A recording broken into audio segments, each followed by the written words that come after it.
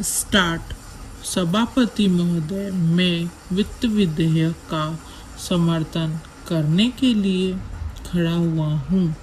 विश्व की बिगड़ती हुई अर्थव्यवस्था को ध्यान में रखते हुए देश की अर्थव्यवस्था को बचाने के लिए माननीय वित्त मंत्री जी और उनके सहयोगी जिस सूझबूझ से काम कर रहे हैं उसके लिए मैं वित्त मंत्रालय के तीनों मंत्रियों को बधाई देता हूँ। यह बजट बड़ी समझदारी से तैयार किया गया है। बजट में 20 सूत्रीय कार्यक्रम का, जिसका हर वर्ग और हर राजनीतिक पार्टी में स्वागत किया है, समावेश किया गया है।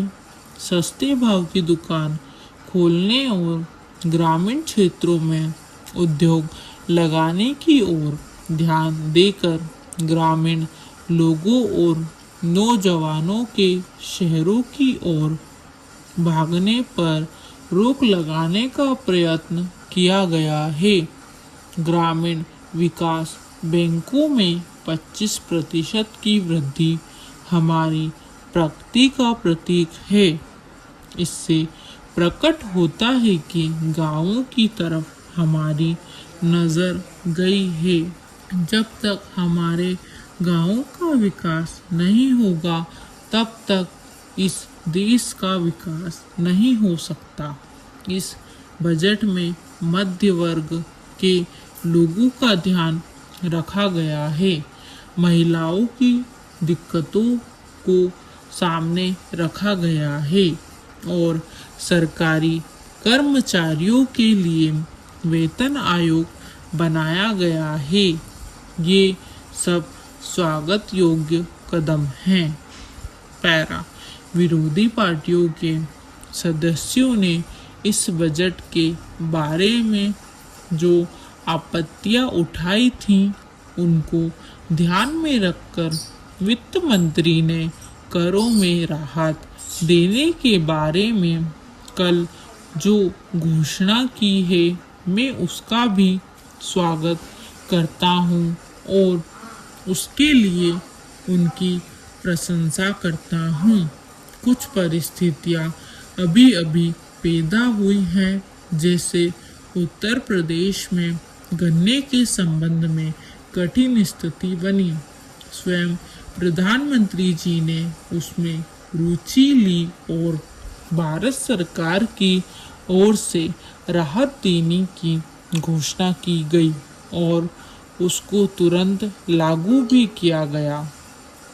साथ ही साथ महाराष्ट्र में कपास की जो स्थिति पैदा हुई उसको भी ध्यान में रखते हुए माननीय वित्त मंत्री जी ने रिजर्व बैंक को 12 करोड़ रुपए की सहायता देने का आदेश दिया।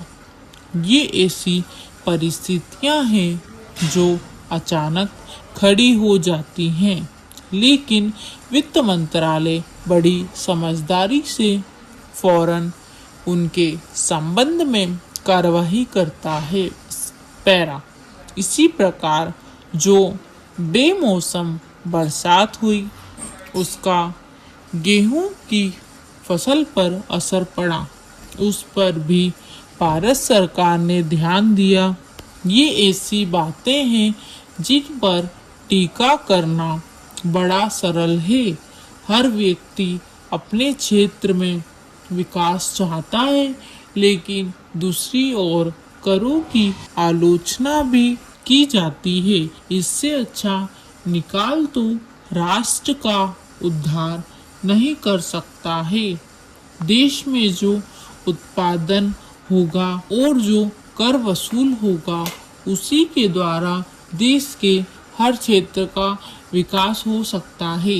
यदि कर बढ़ते हैं तो विरोधी दल उसकी आलोचना करते हैं, लेकिन यदि हम सारे बजट पर निष्पक्ष होकर विचार करें तो हम देखेंगे कि यह बजट हर दृष्टि से बहुत ही सुंदर और स्वागत योग्य बजट है। स्टॉप।